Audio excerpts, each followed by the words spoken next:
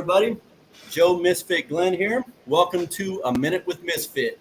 Today we're going to be talking about living soil with Vetcodes own TJ Boies. Welcome, TJ. How's it going? It's going all right, man. It's going all right. Let me get over here to the comments and see if anybody's talking yet. That's Native. What's up, Native? It says Facebook user on there, though. How's it going? This is Native. This is Native's little thing, if you didn't know. At least it used to be, unless somebody else took it over. All right, well, we dropped out someone. So we'll wait for a few minutes, get a few people in here. Right on. Do you have a good day today with that snow, man? Yes, sir. We had our first snow of the year. Got about 4 inches. It's not going to last. You can have it. It's cute. What's up, Luke? I love that stuff, man. All right, Caleb. Don't work too hard, brother. He's headed over to the commercial grow. Luke Roberts is in. What's up, Luke? I'm working on getting that wizard level beard going like you guys have got there. Man, I need to get it down to wizard level. It may come off. I don't know, man. I'm going to get mine to grow out and see if I can't talk my wife into braiding it. There you go. Yeah, it's work, man. They don't like to braid that much, man. It's no. My braider isn't working right now. No. No. What's up, Aaron? Welcome. Luke says, "Hey, TJ." What's up, Luke? Was that Aaron Proctor? Yep, Aaron Proctor's up in. Bryant Smith. What's up, Bryant? Right on. Aaron's going to keep me honest, make sure I don't lie or bullshit my way through this too much. These are my frequent flyers, man. These guys are damn near on every show. That's and awesome. I want to mention, now that I just said that, I reminded myself, I want to tell you guys, thank you. Thank you for showing support for my show. I know it ain't much. It's just an honest version of how to start growing. And so I appreciate you guys' support and coming in to see me and all that goodness, okay? I honestly feel bad because I don't make it for as many of them as I'd like to. You can watch it later. I try and pick them up later. I do struggle with getting there at the time because of things I have going on. This is like dinner time for us. And I've got a diabetic dog that I kind of have to keep on a scale. So like when I step away, I make sure my wife is able to cover. So Gotcha. Let's see.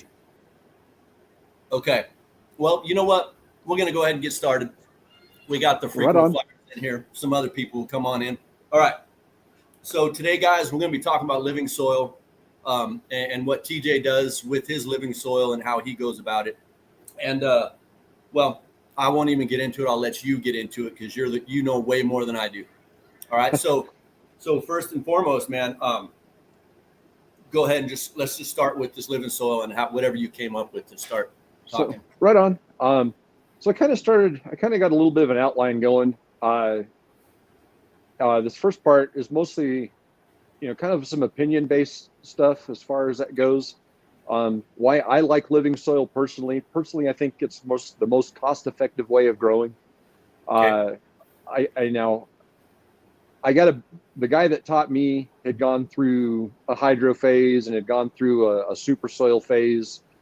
And he was kind of getting into his living soil phase. This was about 8 years ago. Mm-hmm. And so I kind of picked up things from him. And like I've talked about before, I've got a background in science. I've got a degree in chemistry. I used to teach microbiology. Nice. And so like a lot of this stuff is kind of like my niche as far as like the science aspect of it goes, because that's I get all nerdy and geek out on it and stuff. So yeah. But I think that one of the nice things about living soil, again, like I said, it's pretty cost effective. You can either do like I did this time. The previous time that I grew, we built our soil. I had a buddy of mine and my youngest son and a big tarp, and we flipped about 4 gallons of soil. We bought the peat moss, the Malibu compost, all the amendments to go in it, and flipped it, and loaded up our pots. That was a pain in the ass. And so this time around, I learned from my errors, and I just bought the Build a Soil LOS Malibu mix, and it's their Living Soil Malibu compost mix, and it's basically the Coots mix. If you look on their website, and I'm not really good with prompts and stuff like that, but if you go on the Build a Soil website, they have a recipe for soil. It tells you exactly what to put in there, how much to put in there, all that kind of stuff. Cool. So anyway, that's basically what I did for my soil. Was I bought their LOS Living Soil mix. It's about, I want to say it's about $20 a bag, $25 a bag, and it takes about 4 bags to fill a 20-gallon pot. And I'll get into the pot size here in a minute. So the nice thing about this is, it's, you can, as far as the cost effectiveness goes, you can either do like I did this time. We had some extra money, so I figured I would just throw some money at the problem and solve it that way. I bought the pre-built soil. I bought the earth pots. I bought the trays. I bought the grow tent. And then Build a Soil has a living soil kit that you can buy to maintain your living soil. And then they have a schedule that you can go by. And I've talked about this before. The green, if you look on their website, the green portion is basically add water and don't worry about too much else. You can go down to the yellow where you can start adding in a little bit more magic, and then into the orange where you start getting into the fermented fruit juice cocktails and stuff like that. And it basically gives you a schedule. I mean, it's really easy to follow as far as that goes on what to feed and when to feed and all that kind of stuff goes. But as you start learning about it and you start getting more involved, you start figuring out that you can source things instead of buying them. And so that's the other side of this, is where it can be cost effective. If you don't have the money to go and buy, $25 bags of soil, then you can go to the hardware store and buy clean peat moss, clean organic Canadian spongiform peat moss. That's the base peat moss that they use. You can start sourcing your minerals and as far as that goes, and breaking things down, and then using the other big thing is doing the worm bin, your vermicompost.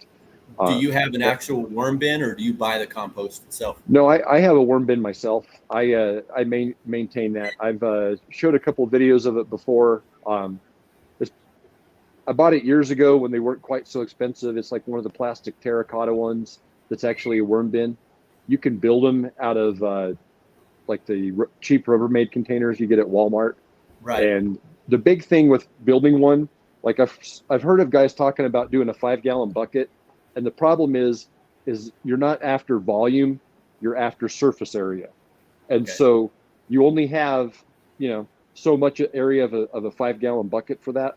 So doing like a rectangle, cheap rectangle storage bin, or even like a cheap rectangle dish tote type of thing, and then just drilling holes in it so that the worms can pass through up and down.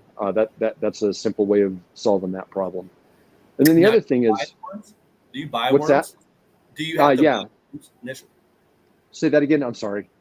Do you have to buy the worms initially? You can, and we did with some, because I use this with my vegetable garden as well. You can go on Amazon, and I think it's like Big Jims, and get red wigglers and European night crawlers.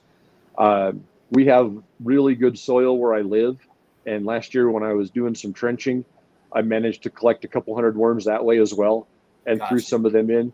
And they were like big old flared neck cobra looking earthworms, man. They were beasts, but it was pretty wild. But the big thing as far as like your living soil, one of the big things that we talk about as far as living soil growers is chopping and dropping. I don't know about if the other soil guys talk about that much, but everything your plant takes up from the soil, once you're doing all your trimming and your manicuring of your plants, chop all your leaves and just let them sit in the soil. Let them break down. All that breaks down and goes back into the soil. Gotcha. The other nice thing about living soil is there's not a lot of additional costs. Like I have no pH meter. I have no soil humidity meter, none of that nonsense. Basically, the idea with the whole process is that you develop an environment that maintains its own homeostasis, so you don't have to deal with pH issues and stuff like that. Gotcha. Understood. And along with that, so I've read a couple different places. I've listened to a couple of different podcasts. There's varying opinions on the size of your pots. Personally, I think 20-gallon is about the smallest you should go for living soil, because basically what you're doing is you're making a enclosed environment. It's basically its own little planet, basically, and you have all your own soil mites and earthworms and all that stuff within your pot that's doing its thing. And so basically what you're doing is you're maintaining your soil. You're not doing anything to the plant. The soil's taking care of the plant. You're taking care of the soil.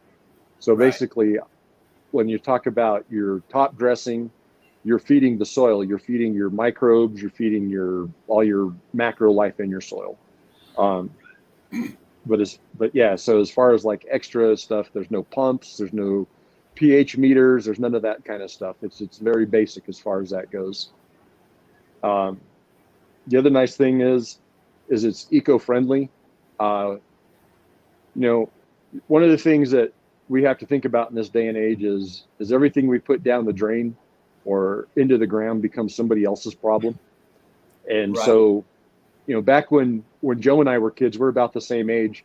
I don't know how many of other older guys like us there are, but I remember growing up hearing about the acid rain back east, eating buildings in New York and shit like that, and how the Great Lakes were toxic and there was hardly any fish life in there anymore. And a lot of that was because of as far as the Great Lakes were concerned, was because of the phosphates in the soap.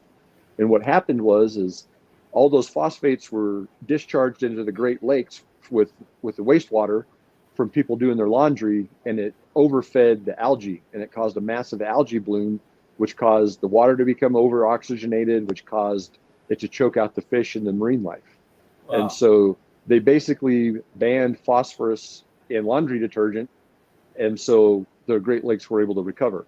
And so that's kind of one of the things that you got to think about. You're discharging and you're throwing stuff down the sink, is that becomes somebody else's problem down the road. And we've only got one planet that we all have to share. So it may become somebody else's problem today, but it's going to be your problem tomorrow. So as far as that goes. Amen. But and I mean, I just, I'm real big into trying to be ecologically responsible as far as that goes. So I respect that. Yeah. Thank you. Quick, man, let me say hey to a couple people. What's up, Cade? Yeah. What's up, Nick? Shout out to Sea Green Seeds. Okay, we got that. So one thing I wanted to touch on though, man, we were going back to, when you started, you used to flip soil and stuff. Now, when you were flipping it, you were cooking the soil, right? You were letting it. No. You were not cooking it when you first initially did this? Nope, not at all. So basically, if compost is been done correctly, you shouldn't have anything sprouting in there. Everything should have been broken down, and you should basically just have your soil microbes in there. If your compost is dirty, I mean, at least is that what you're talking about as far as cooking it goes, is to clean it? No, it's more about like the amount of the nutrients in it. It would burn the plants, and so you lay them out and you let it kind of evaporate. They call it cooking. I'm not a soil guy, but this is what everybody's been saying, that they lay it out there and they put all their shit together and they mix it and they let it dry, and they mix it and they let it dry. That's cooking. Okay. That was what I was trying to get on. Yeah, no, there's no need for any of that with living soil. One of the nice things about living soil is it's really hard to hurt your plants with it. Basically what you do is you basically set a smorgasbord up for your plants of healthy, organic food, and allow them to eat it at their rate.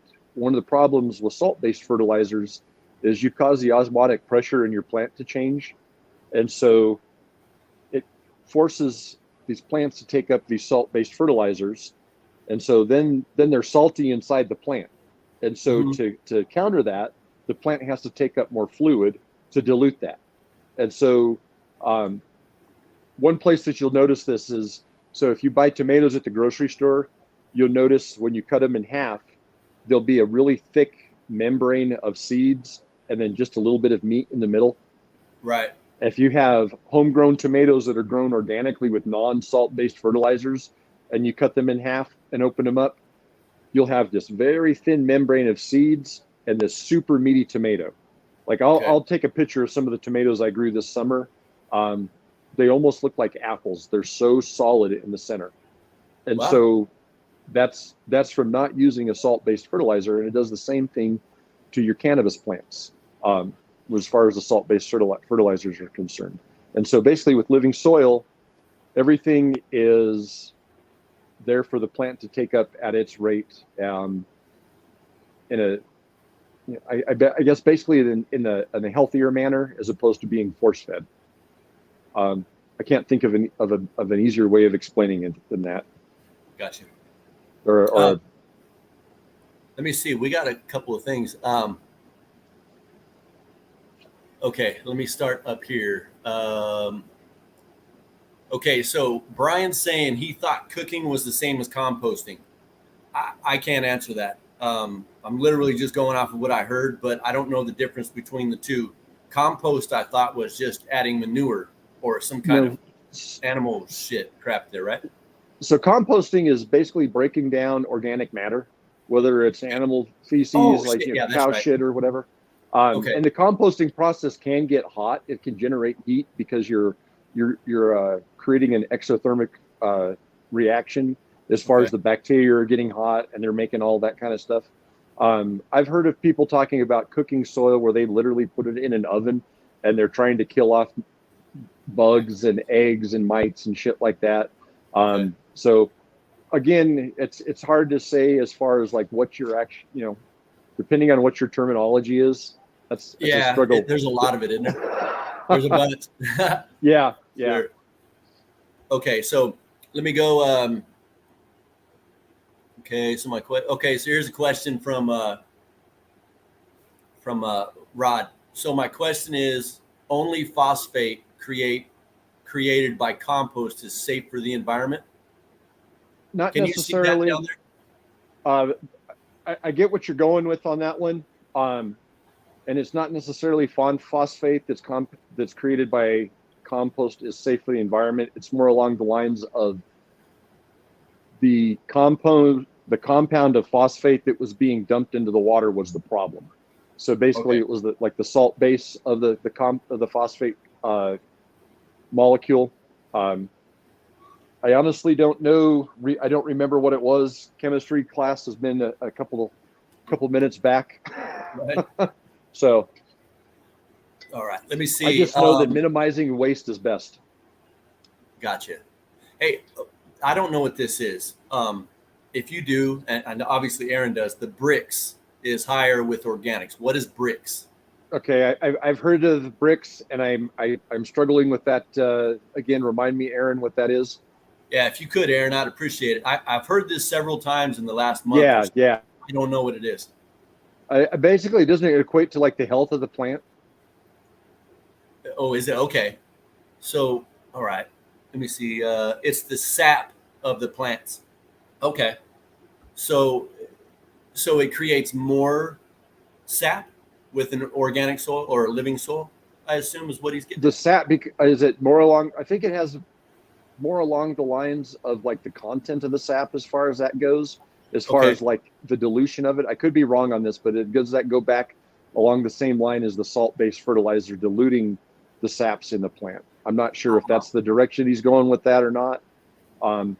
But bricks is a term that I've heard, but I'm not super familiar with. Okay, so here's Bryant with the thing. It's pronounced brie. Okay. And it's like a concentration of all your sugars. So the glutation, when you have glutation, it's basically too much of this brie. Maybe Aaron or Bryant can put that out, because I knew the glutation was the sugars and the waters that were coming out of the plant. Okay. And so I was curious as to if that's what that was. I mean, because I have guttation in my plants and I don't have living soil at the moment. Yeah. I am going to go living soil next. That's my next project to work on. I'll be honest. I mean, there's a lot of the details on this stuff that I'm not real strong with, like the bricks or the brie factor or whatever. You know, I'm basically trying to go off of that. My plants look pretty good. They're super healthy. Good. I know my last cycle, everything tasted pretty good. So, and good. Awesome. Okay. And so, let me get back to, okay, let's talk about environment size with living soils. What kind of environment size would you suggest to have if you're going to have living soil?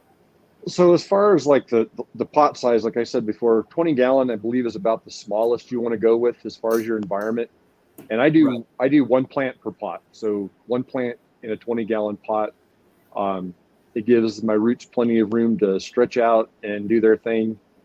And like I said, my plants are looking pretty good, so I'm having a hard time arguing with it. I've thought about doing a bed. Oh yeah. And for me, the only reason I don't like beds is I like to have a tray underneath my pot, because typically I have when I water right now, like for example, I'm in flower, I'm finishing up week 6, and they're drinking about a gallon every other night. And that ends up having like a little bit of runoff in the bottom of the tray. Yeah. When I'm done watering, and then it's all sucked back up in about a half an hour. Right. And so everything's contained. I get it. And so, nice and neat. You have your water precise, right? And so you give them a precise amount every time?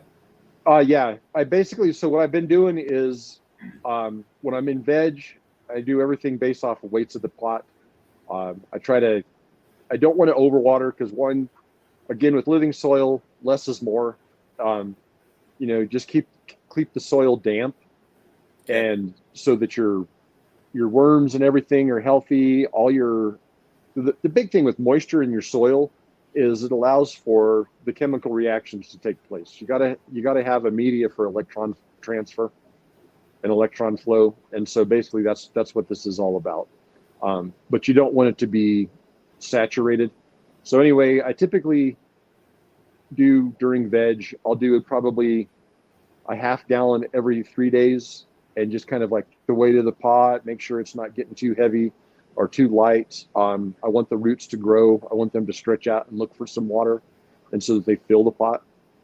And then by this point in time, like I said, 6 weeks into flower, the root system is nice and strong and fills the pot, and they're staying super thirsty and developing nicely. So. Nice. You see, wow, there's a bunch of information coming out here in the comments. Okay. I love learning. Yeah, I'm not even going to put all that up. That's just a lot of, we're going to have to come back. I'll end up coming back and see. Definitely. Concentration. So no-till. Okay.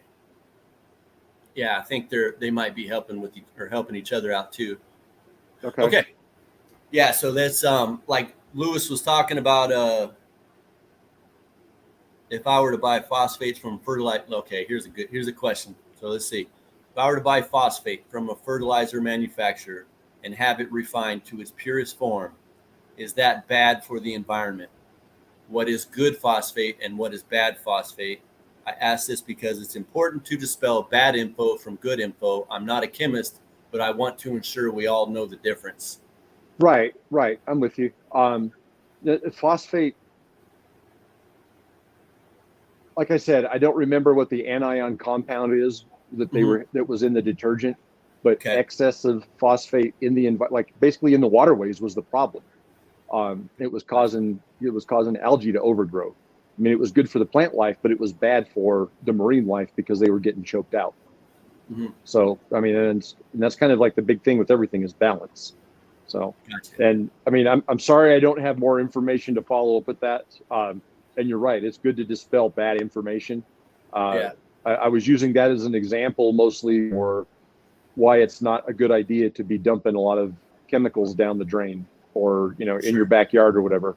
mean, as a kid, I remember my dad changing the oil in the car and sending me out to the telephone pole in the back of our yard to dump the oil, Yep. So we used to drain the antifreeze right down the road. It would just go right down the curb and just right down into the drain. Yeah. I mean, and, obviously now we know better. And so, just making the point of minimizing your discharge, minimizing your footprint is the point that I'm making as far as that goes. Got you. And then as far as why I like growing this way, as far, cost is obviously nice, but for me, this is medicine. And, Joe and I have talked about this in the past, like a lot of us vets, I used to be on about 15 to 20 pills a day. About 8 years ago, I started reading about diet and nutrition. I mean, obviously, I'm not the epitome of health and fitness. I'm not running any triathlons anytime soon, but I try and eat healthy and take care of myself. Mm-hmm. And I also had some pharmacology background and know that the medication that they're prescribing for us isn't the best for us. It might take care of some of the symptoms, but that leads to other issues. There's an interesting series on Vice that was about cannabis a couple of years ago. And I think it was like the first or second episode was about veterans and cannabis. And there was a guy there who was like, he was afraid of trying cannabis, even though he lived in a legal state, because he was afraid of what the VA would reaction and stuff. And he was a wreck. He couldn't live a normal functional life. And so anyway, I started doing a little bit of reading and educating myself and started doing this instead of all the medication the VA was giving me. And I quit taking all the pain medication, the anti-inflammatories, the mood stabilizers, the antidepressants, all that kind of stuff. I was fortunate that my wife is very supportive, and, I may not be as bad off as some people who need to have, stuff that keeps them stable and keeps them from hallucinating. But, this is a clean medication for me. So I don't want to have a lot of extra stuff in there. I want to know what I'm growing, where it's coming from as far as that goes. So. Right. Got you. Lewis is saying, where is he? Now, Rod is, he's with Utopic Essential Nutrients. That's Rod. This is him. Okay. He said he's going to research a little bit of it and get back to all of us. And he says, I thank TJ for his geniusness. No problem, man. I try to be honest. If I don't know, again, I will try and look it up as far as that goes. But yeah, I just know that anything in excess in the environment is not good. I mean, it's like, water's great and is essential for life. But if you try and drink 3 gallons of it in 30 minutes, chances are you're going to die because it's going to fuck up your blood pH. And there's actually been people who've done that. So again, things in moderation. So, gotcha. And as far as what is living soil, as far as that goes, basically what you're trying to do is you're trying to replicate outside. You're trying to replicate nature in an enclosed container. At its finest. Yeah, and its absolute finest. I mean, and again, like I said, basically what you're trying to do is build a buffet of all the things your plant could possibly need so that it could express its phenotype in its most perfect form. And you think about like when you're a kid and you were going and your joints were developing and that kind of stuff. If you were fortunate enough to have, a family that had good income and financial stability, and you had plenty of nutrition and vitamins, and your joints developed correctly, and you maximized your physical potential, versus somebody else who maybe, their parents didn't have the financial security, they didn't have a meal 3 times a day, they did without stuff, and so maybe their joints didn't develop correctly. Or the other side of that is mom didn't know any better, so you ate a lot of TV dinners, you ate a lot of instant stuff, you ate a lot of processed food. And so basically that's kind of that's the contrast between organics and living soil versus like artificial soil and salt-based fertilizer, at least in my view of it. And that's the way it was explained to me and how how I view it. It makes perfect sense, man. And you know what it kind of, as soon as you said that, it kind of came to my head like the pyramids when they used to bury all those people with all the stuff they would need in the afterlife. Mm-hmm. They have everything they could possibly need, provided they were to come back to life, right? Yeah. And so if Yeah. you just have this sarcophagus of all kinds of beautifulness, that plant's going to have everything it needs for the entirety of its life, right? Exactly. Yep. That's beautiful, man. You know, and the nice thing about when you start doing this kind of stuff and you start figuring out, like, you know, what do I need to do for a nitrogen source? What can I do for, you know, my plants are looking a little bit yellow. What can I do to boost that? Right. You can either do it the hard way and research and look for, which is I'm all for that. I've done a little bit of it myself. Or again, Build a Soil has everything you need right there on the website. For nitrogen, one of the things that they recommend is their amino 1.5, I believe what it is, and it's a soy-based amino compound that breaks down real easily in your soil, and your worms and everything help break everything down and feed your plants. In a couple of days, you'll notice. Tell me about this soy-based stuff. I want to say I've heard stories about soy. And now, cannabis. soy is no, I've not heard anything as far as like soy and cannabis, but I know it's like as far as like soy, heavy soy diets are not healthy because soy breaks down into an analogous of estrogen. So basically, that's one of the reasons why, in theory, a high soy diet, males have more of an androgynous build, as opposed to they don't develop like the typical American build where we've got the broad chest and broad shoulders. Not so much the fat American build, but, you know, the typical broad shoulder, broad chest, versus the typical Asian build where it's more narrow shouldered, narrow chested type of stuff. And that's from the high content of soy in their diet. Interesting. So, yeah. So, I think of soy lattes and never mind. I'm not even going to get into it. Nope. I'll leave that alone. Anyway, let me see if we got any more questions. I was about to get in trouble there for a minute. But the proteins in the soy break down, and you have a lot of nitrogen that's released. Nitrogen. Okay. I heard beans are good for nitrogen for the soil too. Yeah. Legumes, planting legumes. Gotcha. As a counter crop or a cover crop. The same thing with clover. White clover. Yeah. I was just going to say that was what Aaron had just put up. White clover is good for nitrogen. Hey, Nikki, welcome. I didn't get a chance to say hey to you. Yeah, okay. All right, that's the end of the questions. All right. So barley. Talk to me about barley, man. The malted barley? We were talking about barley, and I don't remember what. I just have barley written down, and so I know that you know where to go with it. Yeah. So it's one of the things that I put in my worm bin, and also do with the top dressing, add a little bit into my worm tea as well. And honestly, off the top of my head, I am forgetting what it supplies to the soil, other than the enzymes from the malting process.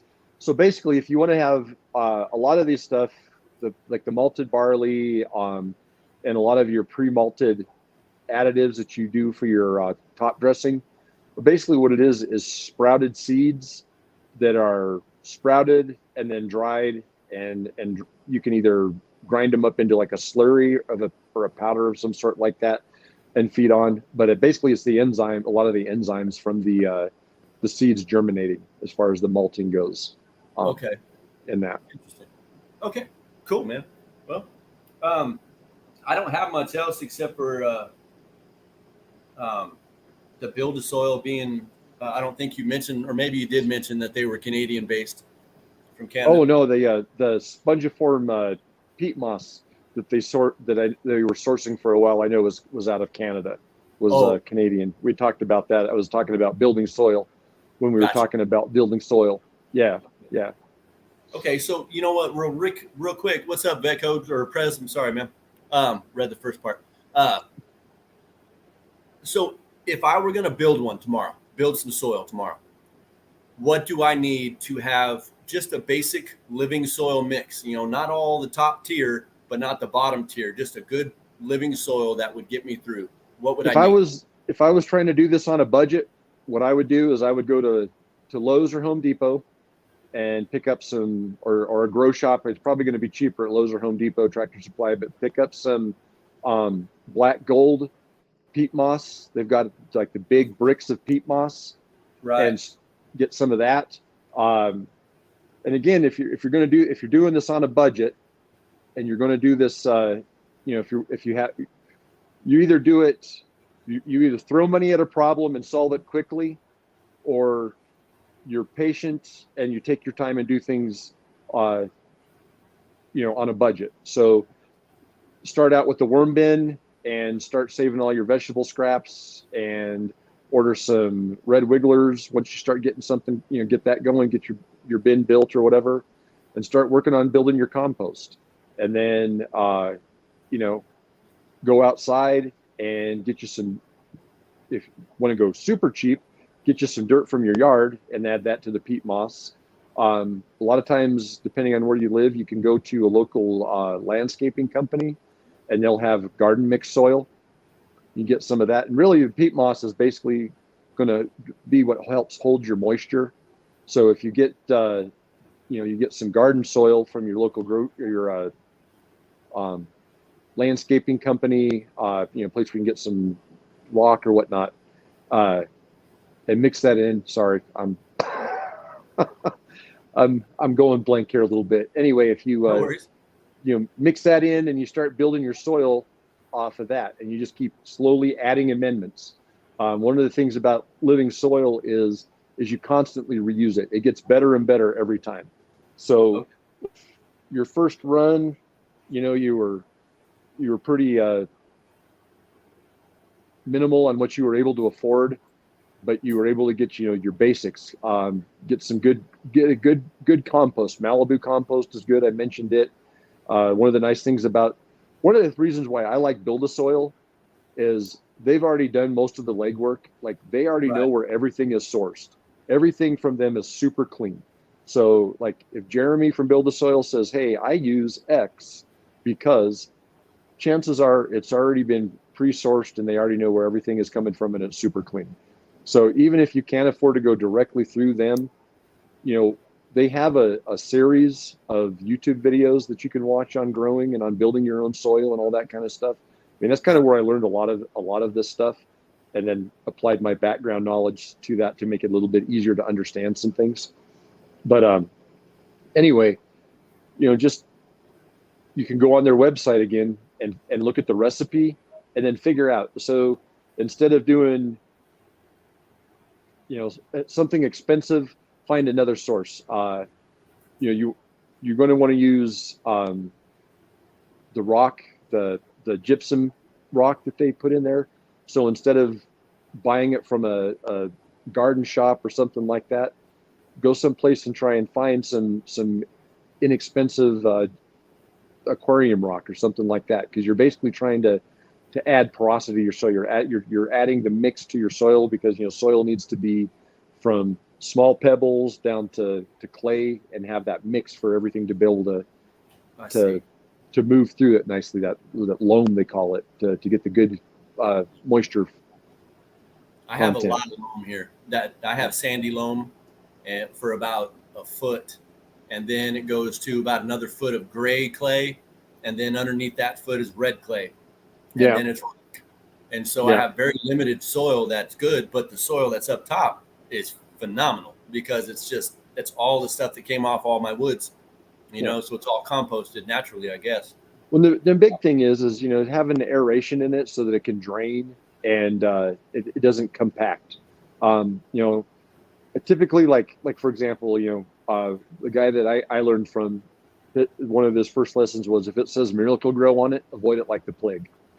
And typically, Miracle Grow does a lot of like time released fertilizer in their tomato mixes and stuff like that. And again, what you're running into is, the reason it's time released is because it's an insoluble salt. So basically what happens is it has to have a lot of water for it to finally break down.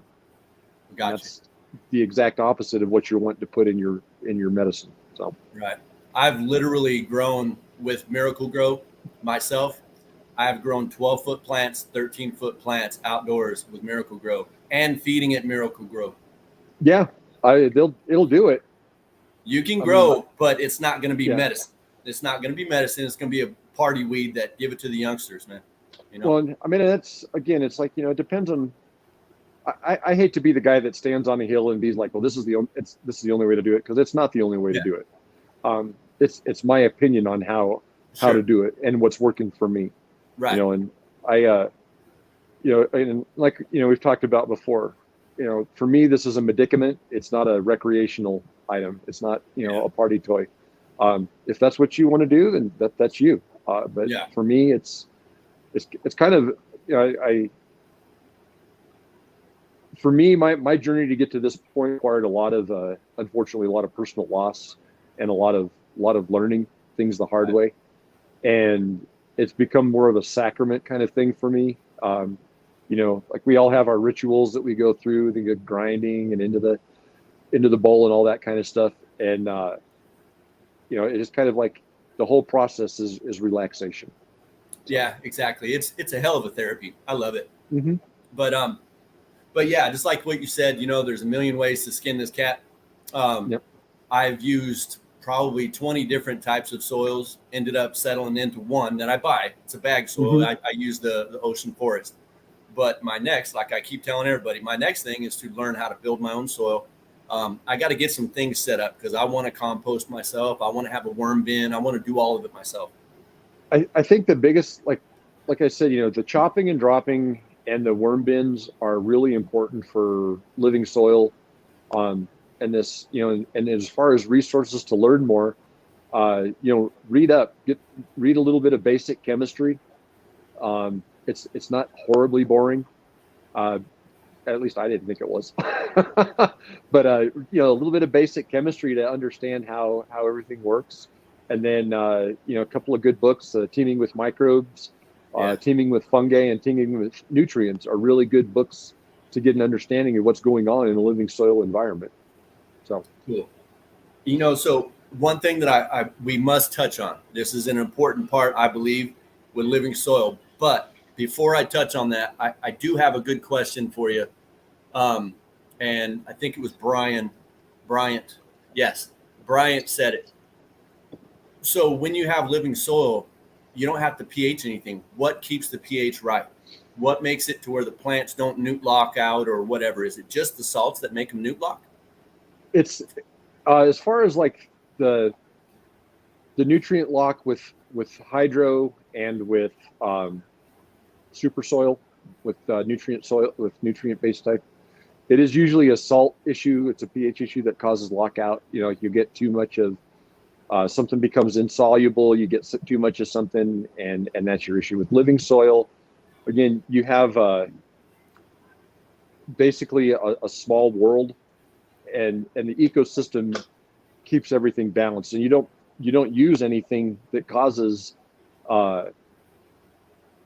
pH to shift. Even if your tap water is a little high, once it hits once it hits the soil and it mixes with everything, it kind of buffers. Everything buffers out. You're going to have, there's going to be some calcium carbonate that's going to be in the soil. In with some of your gypsum, some of your rocks, you're going to have some calcium sulfate. Different things like that are going to cause those pHs to buffer out and to become more of a in that range that the plants can use. The other thing is in living soil, all your reaction takes place in like the millimeters around the roots.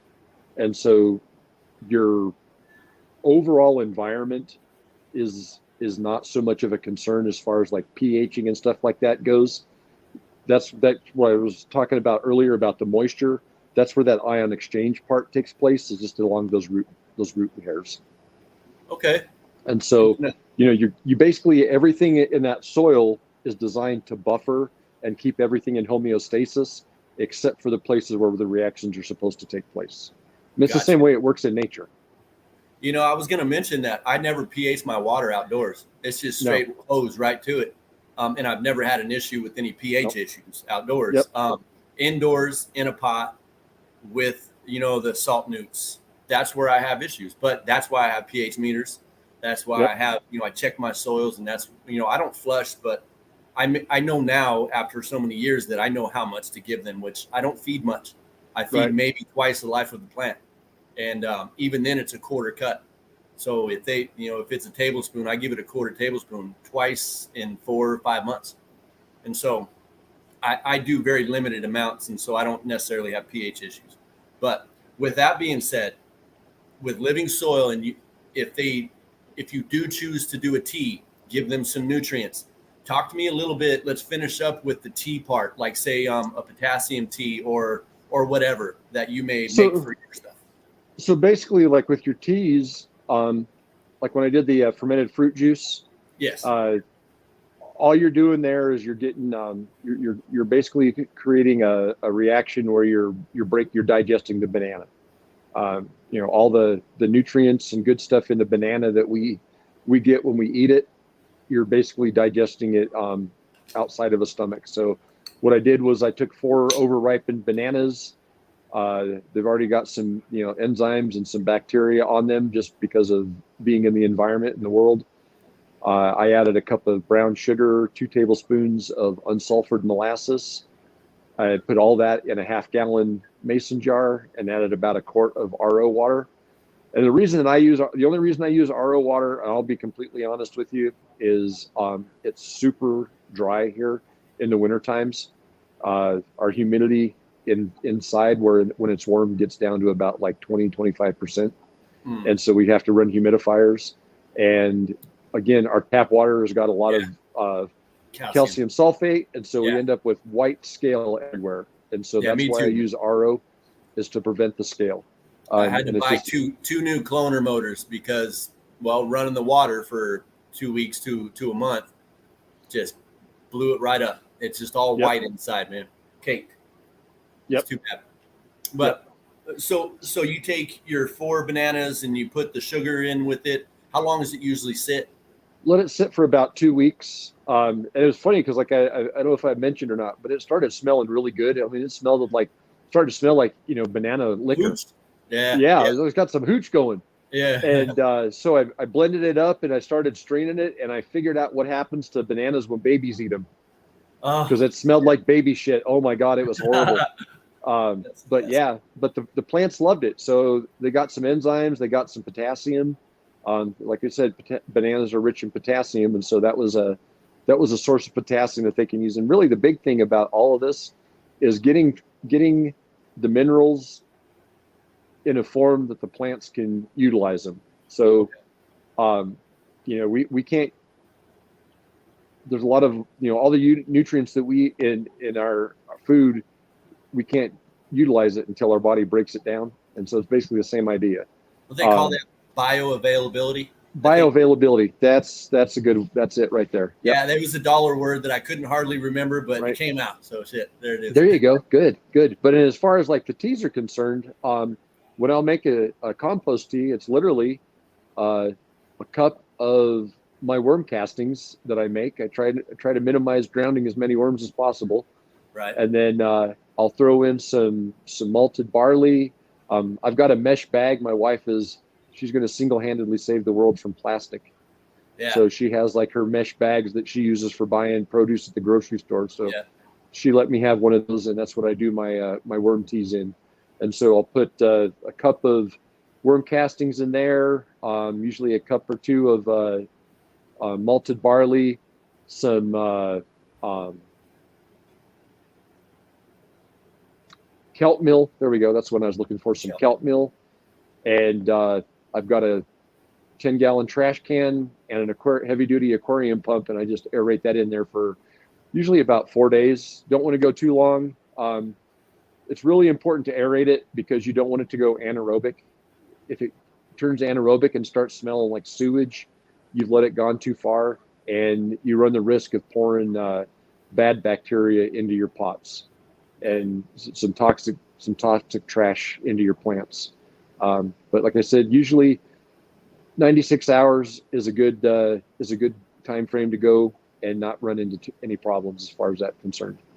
Okay. And then what I do after I'm done with my 96-hour run, I'll filter that, get the big chunks out of it, and then do it undiluted straight into my pump sprayer and spray that into my plants.